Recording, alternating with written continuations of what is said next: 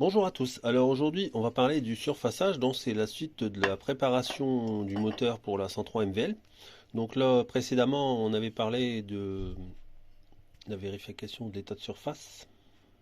Donc là, les bacs artères, en l'occurrence, n'étaient pas très bien alignés sur le plan de joint. Donc là, j'ai déjà fait l'opération de surfaçage. Donc alors, comment faut-il faire pour faire l'opération de surfaçage? C'est pas compliqué. On aligne bien les deux demi-cartères, comme j'ai déjà expliqué. Alors au niveau du papier que j'ai utilisé, moi je prends ce que j'ai sous la main. Donc là, en l'occurrence, c'est du papier sec, c'est du P280.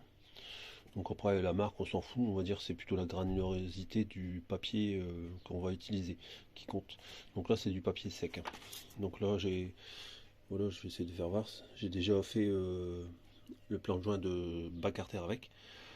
Donc il faut pas aller comme un malade. Alors la technique, c'est on pose bien comme ça.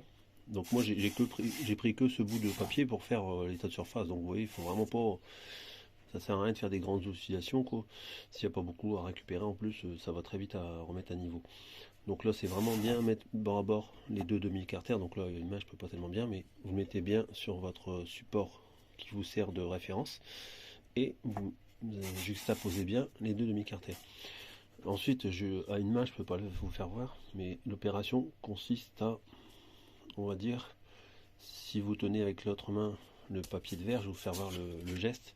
En fait, vous faites ça de façon circulaire, un coup dans un sens, un coup de l'autre. Après, moi, ce que je fais, c'est que je prends un coup d'un côté comme ça, et après, je le prends un côté comme ça.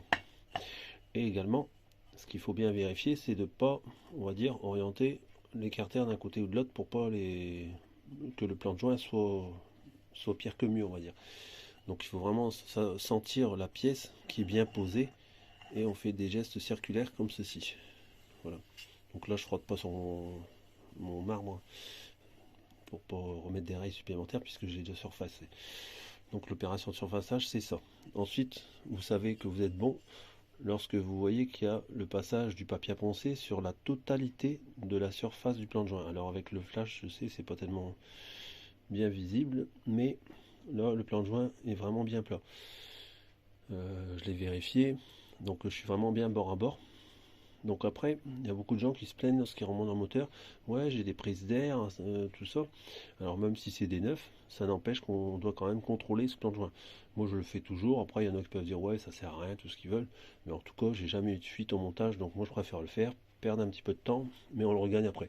C'est pour tout redémonter, et puis pour finir, se rendre compte que il faut reprendre le plan de joint, ça sert à rien. Donc là, j'ai encore le plan de joint déclapé à faire.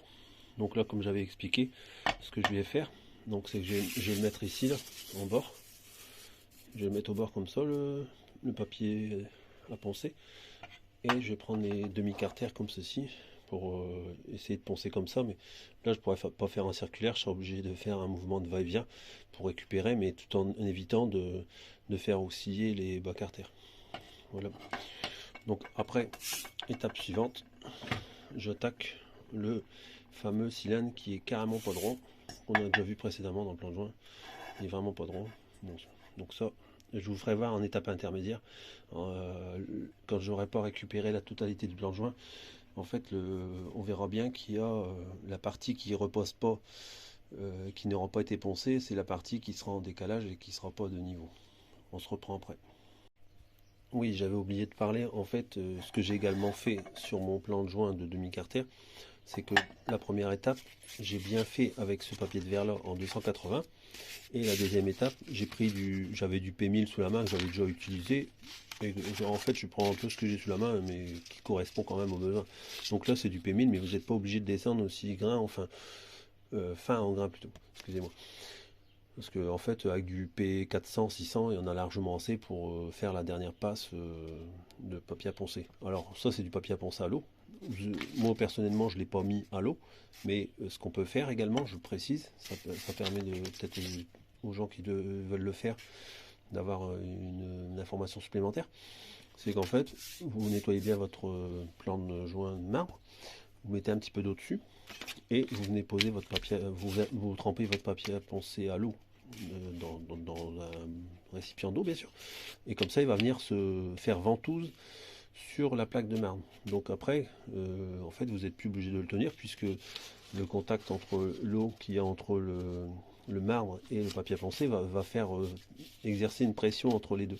Donc il sera scotché sur le marbre et du coup vous aurez vos deux mains libres pour bien surfacer la finalité. Moi je ne l'ai pas fait, je l'ai tenu parce que voilà, j'avais pas non plus beaucoup à récupérer et que j'en ai eu assez en le faisant à sec. Donc le papier à poncer à l'eau, je l'ai utilisé à sec. Voilà, c'était pour vous dire ça quoi. Mais après vous prenez ce que vous avez sous la main. Bien sûr, il faut pas les mettre du papier de verre 40, c'est logique quoi. Je veux dire, il faut que le grain ne soit pas trop rugueux ou touché quoi. Voilà.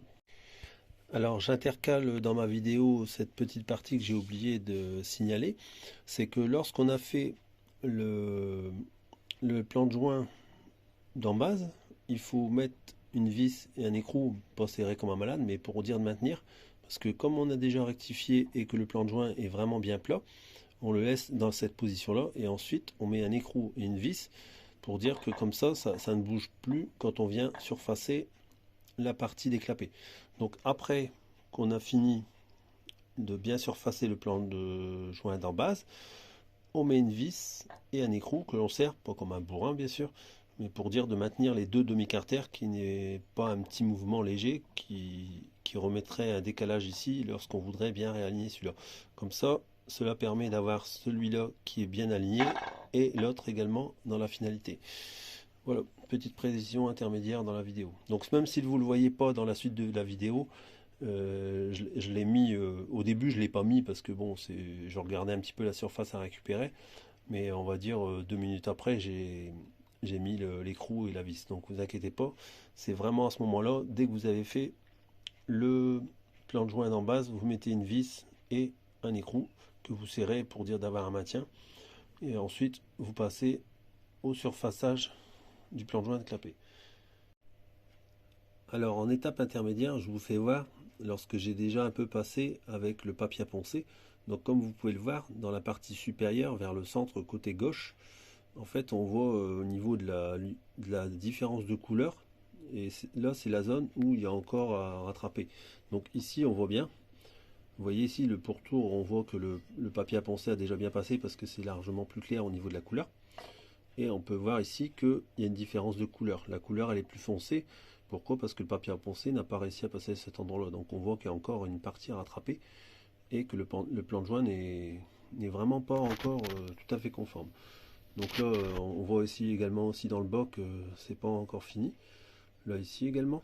Donc j'ai pas encore rattrapé. Hein. C'est vraiment pour vous faire voir en étape intermédiaire que comment on vérifie qu'on est vraiment bien que l'on ait vraiment bien une surface plane. Donc là c'est pas le cas. Donc je fais exprès de le faire voir, mais il faut contrôler en étape intermédiaire pour voir si on agit bien et on appuie bien correctement sur toute la surface du plan de joint. Voilà, on se reprend après. Donc voilà pour la partie plan de joint clapé. Donc là c'est fini. J'ai mis deux couches, une couche avec le papier marron ici, là, le papier à sec, et une deuxième couche avec le papier à l'eau de 1000 comme tout à l'heure. Donc voilà, là j'ai bien récupéré, on voit bien que ça brille bien tout partout, donc l'état du plan de joint est maintenant fini pour la partie clapée. Donc maintenant on attaque le plan de joint du cylindre 65 RSAL. Une petite vue du plan de joint de culasse avant de démarrer. Donc voilà, et je vous refais une vue ensuite lorsque j'aurai déjà fait une passe intermédiaire. Donc on verra bien que la plan de joint n'est pas droit complètement. Je vous vais voir ça tout de suite après. Donc là on se retrouve avec une étape intermédiaire. Donc j'ai déjà passé un léger coup de papier à poncer marron, donc le papier à sec. Donc déjà, premier constat, on voit qu'il y a un coup. Donc si je ne fais pas la reprise du plan de joint, bah, ça peut être source d'un joint de culasse. Sur la partie supérieure, le papier à poncer a relativement bien passé, on va dire sur la demi-partie du cylindre, toute cette partie-là, on voit qu'il y a à peu près la bonne surface de contact sur la totalité du plan de joint. Et lorsqu'on arrive sur la partie, on va dire, inférieure sur la vidéo, et ben là on se rend compte que il y a seulement la partie centrale ici qui est venue faire contact sur le papier à poncer. Puisqu'on voit ici qu'il y a encore, je ne sais pas si on va voir dans la vidéo, il y a encore toutes les petites rainures ici qui sont encore présentes, donc ça veut dire que j'ai pas encore passé avec le plan de joint, avec le papier à poncer. Donc là, la partie supérieure, c'est l'origine de ce que je faisais voir l'autre fois, le petit décalage, on le retrouve ici, donc lorsqu'on fait le plan de joint. Donc quand vous faites le plan de joint, si vous voyez que vous n'avez pas l'état brillant sur toute la surface, c'est que votre plan de joint n'est pas droit. Donc là, j'ai pas mis longtemps à voir qu'il y avait déjà un défaut là-dessus. Donc pour faire simple, si on le montait, on n'aurait eu qu'une surface d'appui ici pour la partie supérieure, inférieure. Voilà. Donc là, je vais récupérer de façon à ce qu'on ait bien le brillant tout partout, comme là ici, sur la partie supérieure du cylindre. On se retrouve après. Donc nous revoilà avec le plan de joint de culasse du cylindre. Donc là, il est fini. Donc comme on peut voir, on a récupéré tous les défauts. Donc là, il y a encore un léger défaut visuel. Je dis bien c'est visuel. Léger, on va dire. C'est vraiment très léger ici, là. Mais on va dire au toucher. Alors, ce que vous faites quand c'est comme ça, pour voir si c'est encore un défaut profond ou pas, vous passez avec votre ongle et vous sentez s'il y a une irrégularité. Donc là, c'est pas le cas. Je suis vraiment arrivé, on va dire, sur le plan de joint qui est bien plat, là. Donc là, tout le contour est bien venu en contact et on n'a plus que la partie comme on avait au début de la vidéo. Ici, là, on voit que ça repose, le papier à poncer a bien passé sur la totalité du plan de joint. Donc il faut vraiment que c'est bien propre comme ça quand vous avez fini votre surfaçage. Voilà, c'est fini pour la vidéo surfaçage.